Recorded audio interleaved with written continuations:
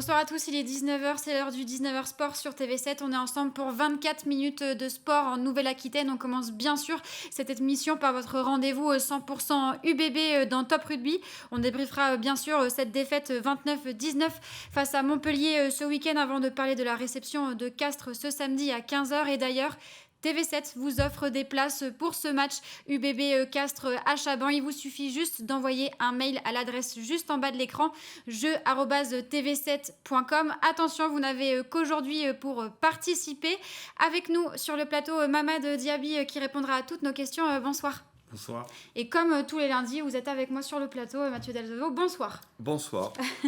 Mamad, avant bien sûr de décrypter ce match face au MHR avec Mathieu en long, en large et en travers et en détail surtout, Maxime Lucu parlait à la fin de ce match, à l'issue du match, d'une ambiance de honte un petit peu à l'entrée des vestiaires au moment de la mi-temps. Vous vous êtes dit les choses.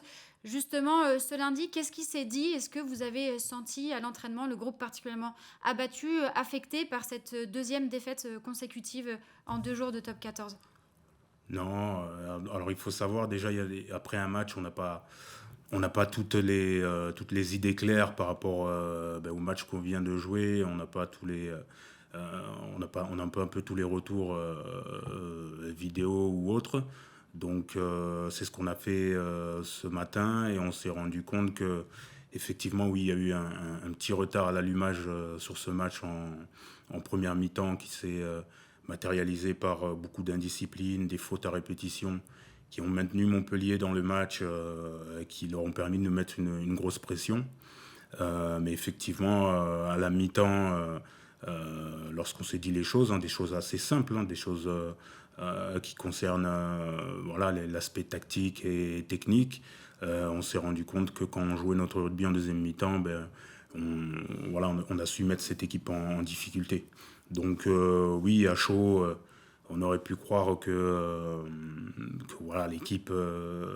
l'équipe était abattue à la fin du match, mais non, on a été pragmatique ce matin, on a regardé ce qui a marché, ce qui a moins marché, et on va vite essayer de le corriger. Voilà. On va justement décortiquer avec Mathieu ce qui a marché et moins bien marché sur ce match. C'est le moment du résumé de ce match MHR-UBB de samedi. Oui, avec ce qui a moins bien marché, c'est la première période. Effectivement, on va voir que les Montpelliérains vont prendre le score très rapidement, même si, avec un essai de Clément Ménadier, vous allez revenir à hauteur. Est-ce que d'entrée de jeu, Mamad, vous avez senti quand même que vous étiez mal rentré dans cette rencontre, parce que très vite, les Montpelliérains vous ont malmené quand même? Ouais, comme je disais, un petit retard à l'allumage où on fait des fautes qui leur permettent de jouer dans notre camp, de mettre leur jeu en place. Très rapidement, on prend cet essai qui arrive et c'est pas la meilleure manière de débuter un match et d'autant plus à l'extérieur où il faut être capable de faire douter l'équipe adverse.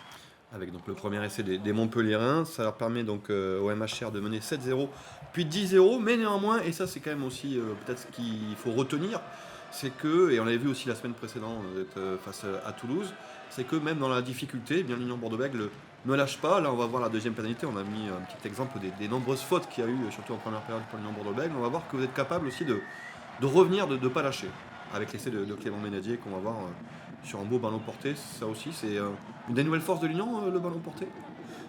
Écoutez, je trouve que ça fait 2 matchs où on montre que le paquet d'avant peut être dominateur sur certaines situations face à 2 gros packs qui sont Toulouse et Montpellier. Marquer 2 ballons portés face à une équipe de ce gabarit et de cette force défensive, c'est pas anodin. Donc le travail des avants a été bon par rapport au ballon porté.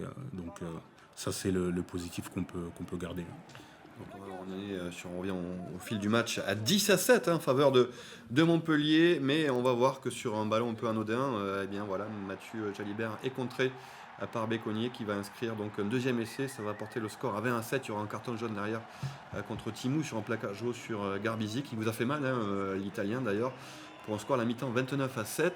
Vous disiez, Mamad, que justement vous n'avez pas su peut-être changer de stratégie en cours de première période.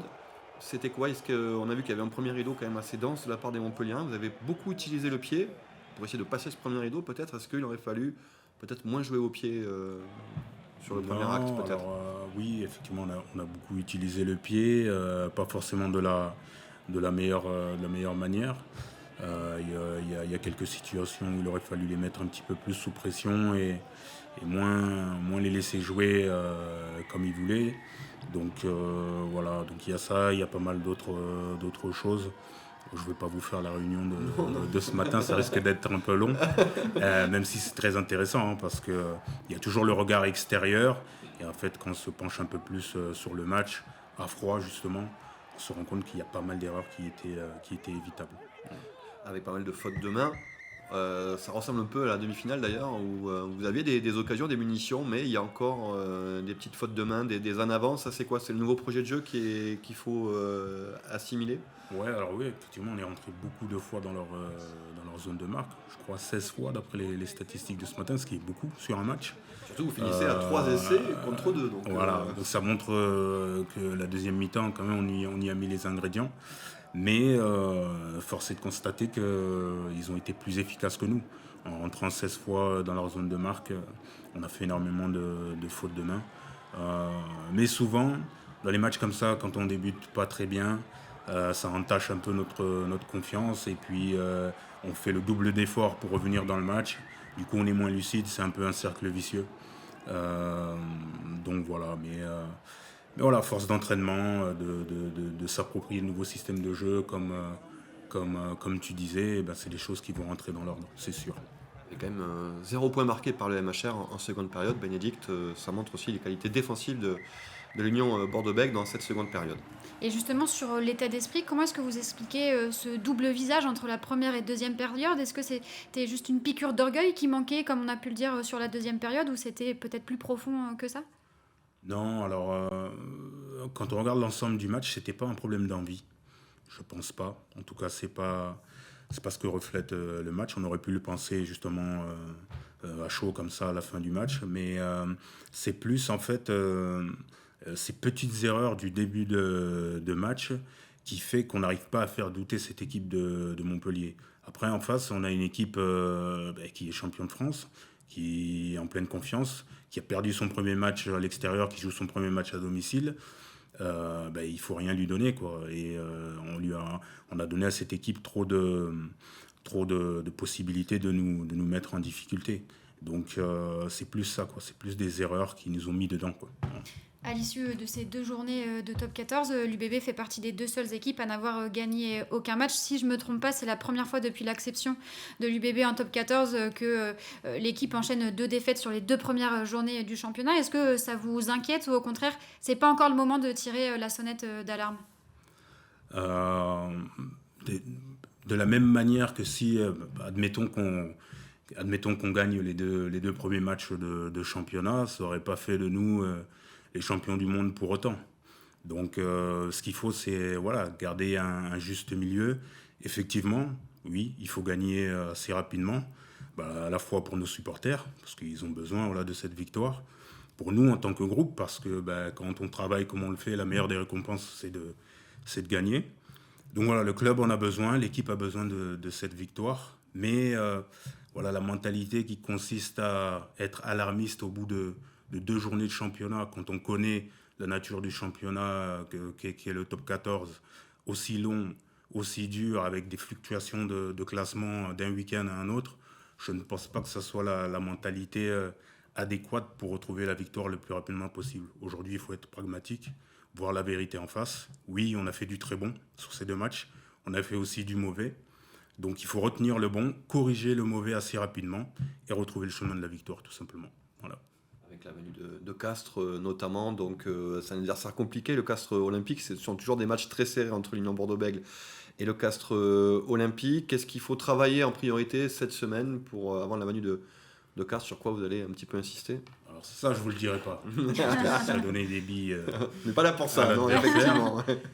On va rappeler juste qu'on a besoin du public parce que voilà, il reste encore des places pour aller à Chamonix-Delmas samedi 15h et que l'appui du public sera important pour la venue de Castres. Donc sans dévoiler le plan de jeu, en tout cas, vous attendez un match compliqué parce qu'on voit que le CO sort d'un match, une belle victoire contre le Stade Français, un match très maîtrisé de la part du CO. Ouais. Oui, ça va être un match costaud comme la semaine d'après, comme la semaine qui va suivre. Top 14 aujourd'hui, il n'y a plus de matchs faciles. Voilà. Le Castres Olympique avec des ailiers aussi, des Fidjiens qui ont fait très mal aux Parisiens ce week-end. Vous les aurez un peu à l'œil aussi. Oui, Vous redoutez les flèches fidjiennes castraises. Oui, après, on a des atouts aussi. Donc, ça va être du donnant-donnant, je pense. Tout l'enjeu sur cette semaine, c'est de ne pas justement être parasité par ces deux défaites et de faire le plein de confiance à l'entraînement, notamment demain avec l'entraînement délocalisé à Léognan et qui est ouvert au public.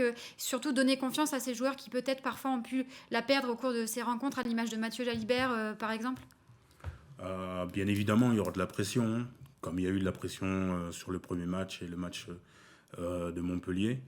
Ben, cette pression, elle est nécessaire aussi. Hein, c'est cette pression qui fait qu'on se transcende. S'il n'y avait pas de pression, ça voudrait dire qu'on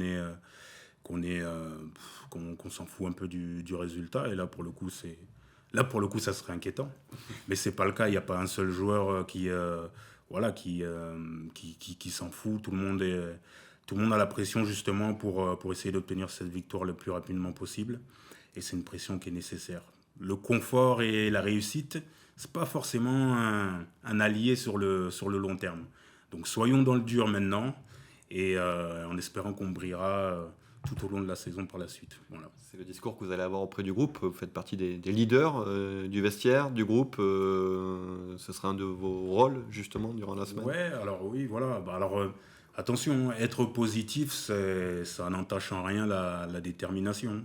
C'est juste qu'il faut être réaliste. Il ne faut pas tomber dans le fait d'être alarmiste. Il ne faut pas non plus tomber dans l'euphorie quand tout va bien. Moi, je suis là avec un discours. J'essaie d'être dans le juste milieu tout le temps. Et je pense que c'est la bonne voie pour être constant et gagner surtout. Voilà. C'est déjà la fin de votre rendez-vous 100% UBB. On le rappelle, TV7 vous offre des places pour cette rencontre à Chaban ce samedi 15h UBB Castres. Vous avez juste à envoyer un petit mail à jeu@tv7.com. L'adresse s'affiche juste en bas de l'écran. Attention, vous n'avez que aujourd'hui pour envoyer votre mail et tenter de recevoir vos places de la part de TV7. Merci beaucoup, Mamad, d'avoir participé à ce 19h Sport. Mathieu, vous restez avec moi juste après la pub. On parle de la section paloise avec le manager de l'effectif. Très bonne soirée sur TV7.